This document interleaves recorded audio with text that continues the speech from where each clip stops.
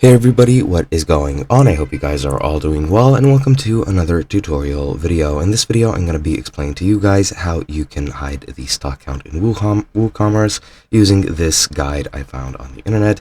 And the reason I'm doing this is because I do not have a WooCommerce subscription myself, since it is way too expensive. Now, it is a very simple process, and I'll be taking you guys through the entire process. It's about 2-3 steps long, so you guys will be able to follow along pretty nicely.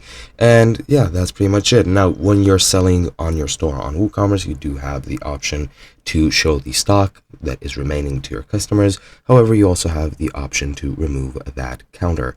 Now, to remove that counter, you just need to go here into your WooCommerce tab, then go into settings. And once you're there, just navigate into products and scroll down until you see stock display format.